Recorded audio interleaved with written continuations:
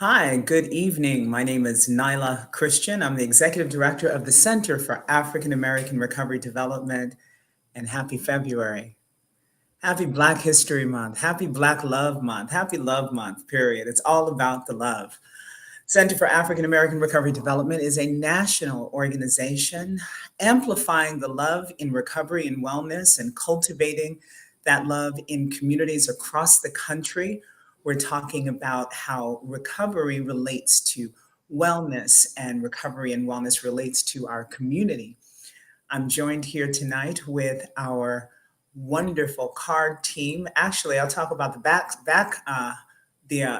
room first. Backstage, we've got Dr. CJ Clemens. I'll say she's on the ones and twos, and y'all understand what I'm talking about later. But we have her on the ones and twos. In the background supporting us, we've got our program manager, Adriana Kraft, in the background. Also in our chat, any questions you have about our organization. I'm located in Los Angeles, but we have got community hubs all over the country. But any questions that you have, please hit Adriana in the chat. And I'm also joined with our board member, Lionel Oglesby, who's going to introduce our segment this evening, all about love, and talk about why this is a special, really special edition of For the Culture, Back to the Streets, sponsored by the Center for African American Recovery Development. And by the way, before I go, you can reach us at thecaard.org or thecaard, TheeCaard at Gmail. If you have any questions about how to bring wellness and recovery to your neighborhood. Lionel, go ahead and introduce our guests this evening. Hey, thank you so much for the introduction, Nyla. Hey, everybody. My name is Lionel Oglesby, and as Nyla said, I have the good fortune of being part of the CAARD crew. I am one of the board members, along with Dr. CJ, and it's been a great honor to be able to support such an important mission of an organization that does work that's like near and dear to, my existence. So, it's funny, like leading up to this session, we had been talking about different ways to engage communities and really just show all the different faces of recovery. And we had this idea about connecting to folks, connecting to influencers, dare I say. And, in some of our research, we had come across some names, and I was surprised to see the name DJ Hanzi. The biggest surprise, not that DJ Hanzi isn't an influencer, it's because I know him. And I know him as DJ Hans. That just really sort of talks about that big separation between everyday real life and, the world that we show up in and the persona that we put out. But all of that to say, I have the great pleasure to introduce DJ Hanzi, also just Hans. And Hans is a all-around Renaissance person. Hans is a musician, DJ. He is a filmmaker. He's a son. He's a man navigating this world. He's all these things that we all get to be. And yeah, we're just really excited to have him here. Thank you so much, Hans, for being willing to share a bit of your gifts with us and just, lead us in today's conversation. So just to jump off and start the first question. Your recovery journey has been a key part of your work across the board. What inspired you to create spaces where people could celebrate without substances? Like, what made you want to do that? I guess well, first of all, thank you for having me. I'm honored to be part of this and see some wonderful familiar faces. The phrase that comes to mind is necessity is the mother of invention. I came up in nightlife for years, which is, not necessarily the hotbed for sober behavior or activities. But once I got into recovery, I realized that I was afraid that I was going to lose part of what really moved me, what I was connected to, which was music, which is dancing, which is connecting on the dance floor with people. And I think part of the reason why I didn't jump into recovery sooner was because of my idea that I would not have fun in recovery. So once I was on the other side of that, I realized I still wanted to very much be part of who I was and what I did. and I saw there was a space for it, that there was a need for it, and there were other people who felt like me, who felt like they wanted to go out and have fun and enjoy music and dance and sweat, and especially in New York, we love to do that. And I found some people who were DJs who were also in recovery, and I was also always having this conversation, like, I think we should have this thing, or why doesn't this thing happen where, like, we do this party and there's nobody drinking and there's no drugs, and it's just you got to show up sober, and you're a DJ and I'm a DJ. And finally, after speaking this for weeks and months, one DJ was just like, okay, then do it. Literally said that to me, like, then do it. And I was like, oh, okay, yeah, I guess I'm gonna do it. And that's how it started. I love that. I'm sitting here shaking. I'm shaking my head, and it makes me feel alive. I agree 110%. I am a free Black woman in long-term recovery. My journey in partying did not start that way. I started years ago in New York City at the Paradise Garage down in the West Village. I'm a Harlemite. I grew up with Kumo D in them. You know what I'm saying? So, like, when you talk about partying and nightlife and whatnot, and you talk about fun, what a challenge it is to address this idea that it has to evolve around substances and overuse or potential misuse or whatever it is. I wonder, in bringing together the group of people that you brought together, like, how do you challenge that idea, the stigma around what recovery or wellness or abstinence or sobriety may seem like or sound like to people? How do you challenge that? I love that question. I think I challenge it by being it out loud and proudly. We have great parties, and we invite people who are sober, who are not sober, who are in recovery, not recovery, who are friends of people in recovery, who are curious about it. And we also like to invite, I like to have DJs that aren't necessarily sober DJs or in recovery, but who have a following and who people trust with their, music and dancing for the night. And so it exposes people to this room of beauty and of connection.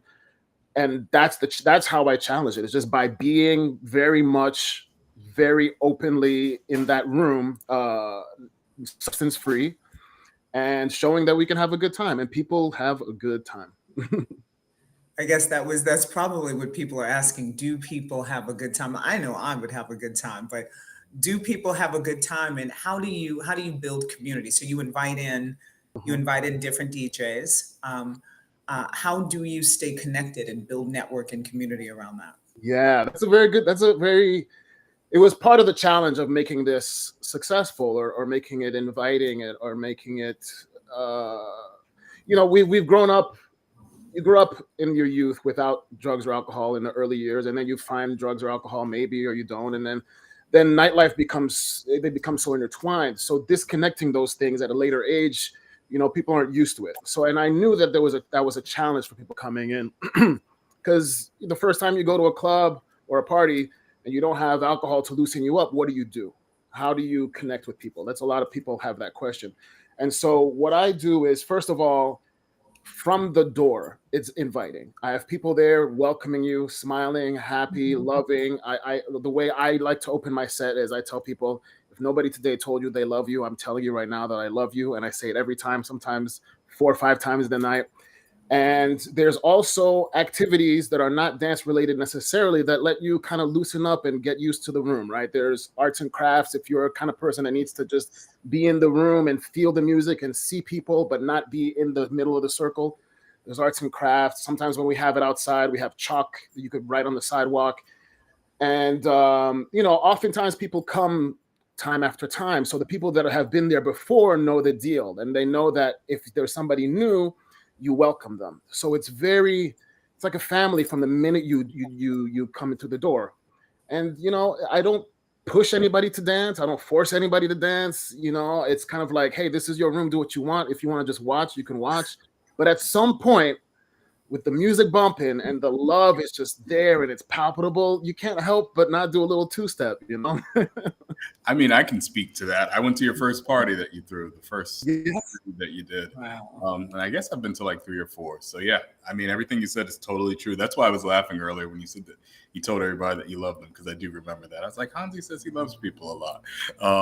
And that was a great thing. Yeah, I remember the first party. It was just early pandemic, I think 2021, maybe June, July 2021. And I think folks were just ready to be outside and be in the world. And we had heard about the party and we were just excited. And I remember it was like a reunion of sorts. It was kind of like nice to reconnect with people that maybe you've seen in the Zoom rooms or in the Zoom world or spoken to online. But it was so great to be able to be in a space that felt safe, that wasn't like a place that felt like it was filled with temptation and just like a kindredness. So yeah, I think it's really important, the spaces that you get to cultivate for each and every one of us. So like, kudos to you. And I'm really, really excited about that. So, you know, I think so. And so the question I wanted to ask you is, in addition to sharing about being in recovery and being able to do really amazing things that marry your talents, you know, you really have this amazing skill set. Your work in film. Like, I know you have this film that's out. I believe it's called Noir. And I'd love to just hear some more about that. Yeah, well, Noir, which is spelled NWA, it means black in Haitian Creole. It's the story of a 10-year-old first generation Haitian American who gets sent to the barbershop to get a haircut. He knows that his father wants him to get a traditional haircut. He's a very strict Haitian, immigrant father. And he knows that his like black American friends have this trendy hairstyle that his father won't approve of. And he has to decide which haircut to get. And then the repercussions that come with going one way or the other. Yeah, it's not directly recovery related, but I will say, because of my recovery, I've been able to access parts of my vulnerability, my softness, that is definitely like swims through all of my films. I did a film before that was called I Held Him, which was about the need for platonic touch within the black male community, that we need to hold each other. And these two men in a room who are, one is obviously hurting, he's going through something, and the other one offers him to hold him, and how we don't do that for each other, and why we don't have access to that and all that. So, and I would not be able to even think of those things or write those things or do them so eloquently if it wasn't for my ability to think clearly and to have access to my softness and my vulnerability, which is something that I ran away from in the past, and now that I embrace. Thank you for that. Mm-hmm. Absolutely wonderful. I'm thinking about the journey of to wellness, the journey in wellness, and how it's so closely aligned with creativity and opening up those spaces of creativity and of softness and of love and of companionship and connection, in your soul, and how wonderful that is. At what point was there a catalyst, rather, let me say, in your recovery journey that opened that creativity space up for you? I think it was pretty early. Once I put the substance down and that wasn't the focus of my every minute, it just poured in. It was like finally I was able to give my brain space for what it was meant to be, which was for me a creative, and putting, being in recovery and finding people in my community also allowed me the courage and, just the self-worth to actually go after those things. Because I think I've always been a creative, and part of the reason probably why I picked up in the first place is because I had that self-doubt and the lack of success and everything. And I was able to drown all those emotions with substances. And so now, not having those substances and being in community with people who loved me and who told me like, no, just do the thing, we got your back, allowed me to finally, open that creative portal and really live in it. Wow. So you were creative and you were DJing before you got on your recovery of wellness. Is that right? That's right. That's correct. Yep. All right, off script question. How did your creative community that had supported you prior to your recovery, prior to your journey in wellness, how did Mhm. they receive you? Um, a lot of them I had burned bridges, just throughout Right. the destruction that that substances cause. A lot of them, but the ones that I hadn't, which bridges I hadn't burned, were so happy to see me reach my full potential. It was the story of, we saw it all along, Hans, but you were getting in your own way. And so I don't have a single friend who saw me in those days, who sees me now, who isn't like genuinely happy and proud of me. And some of them have come to me and been like, I think I may need to put the drink down, or like I Mhm. realize that I'm doing this, and now I'm the person that they say, hey, can I give you my cousin's number, or like, what are you doing? What did you do to stop putting the drugs down? And I never thought I was, when you come from a place where you think that you are a piece of trash, and then to Mhm. have people come to you vulnerably with their life in your hands, pretty much, it's beautiful, and I cherish that, and I really I'm grateful to just be able to be that person now. Yeah, to be that beacon of hope. Yeah. We talk a lot on our CAARD team and our CAARD family about being representative of what recovery and wellness looks like in our community, culturally Mhm. representing the space in a different way. I think that a lot of the images that we see that are created or that are promoted in the creative community prior to like this new era didn't look like us. It didn't look like us. It didn't sound like us. One of the things I always say, and no, no, no disrespect, but I never saw me on intervention. I never saw somebody that looked like us on intervention, Mhm. So, recovery became like this catchword and everybody was sort of like, striving for this thing. But here's the problem. The problem is that, there wasn't an image that looked like us. There was nothing to aspire to. And also recovery sounded very, very black and white, very stringent, not creative, not fun, not happening, not down, no joy, no, especially no parties. Before we move on, though, I just want to make sure that people know how to reach you and how to find you and how to find your films and how to find your creativity. Can you give Yes, us yes. a little of So that? Yeah. absolutely. So Noir is actually screening, and this is like, yeah, the universe. Noir is screening at BAM in Brooklyn on February 28th, Wow. and it's screening at Heath Gallery in Harlem on the next day, and I'll be there both with Q&As. You can see any of my information on Instagram at Hanzi Films, HANZI Films. My website is hansaugustave.com. It's my first and last name. All the Reprieve stuff is at Reprieve Party. Reprieve is the sober dance party that I throw, at Reprieve Party, one word. You type my name, type Hanzi, something will come up. It's all linked. You'll find it. Fantastic, fantastic. I'm going to ask a question, but we also want the audience. Please feel free to head us in the chat. Let us know, how you'd like to engage with this topic. This is not going to be the last time that we talk about something like this. We're really for the culture. Back in the Streets is about bringing recovery and wellness to a space where we can have a creative conversation, a cultural conversation about what wellness means in our community.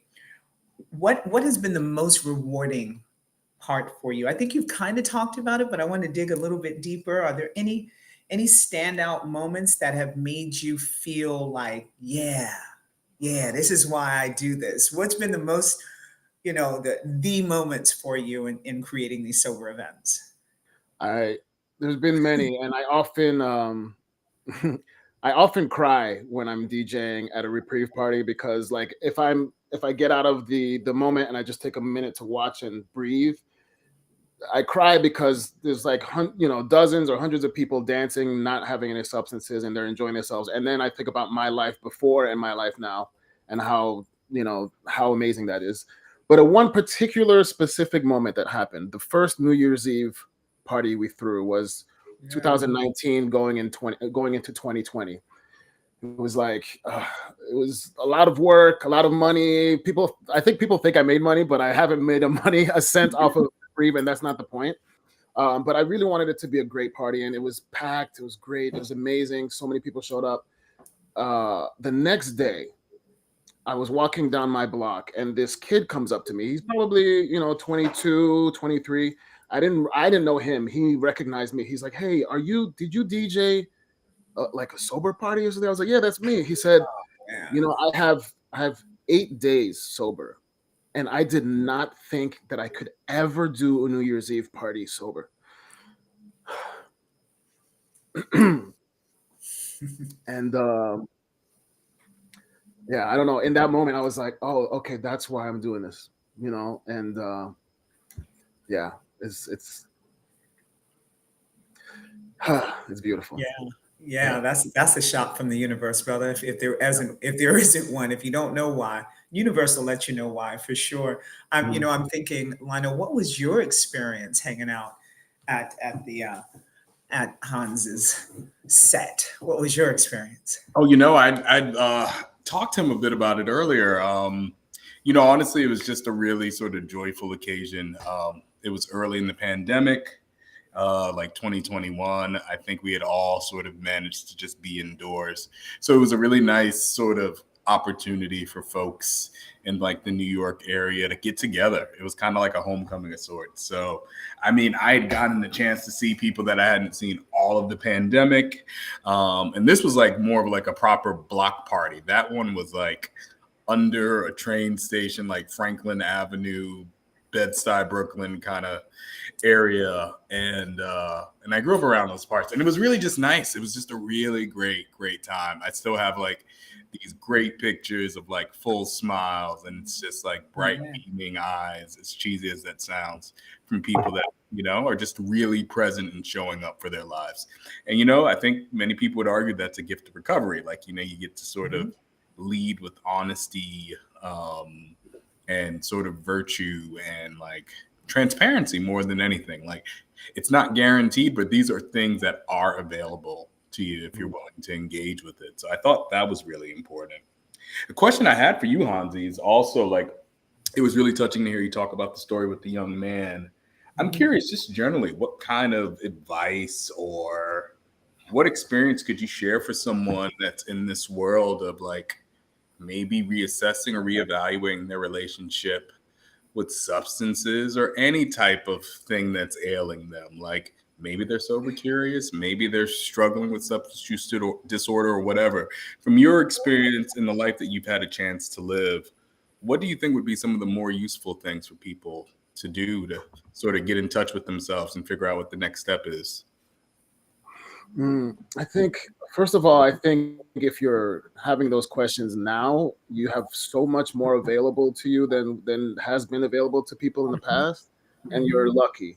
I mean, every bar has non-alcoholic options. That was not a thing. And I think the stigma around alcoholism and drug addiction has changed. Obviously there's still a stigma, but it's changed. So I think for me, the first thing that helps is connecting with people.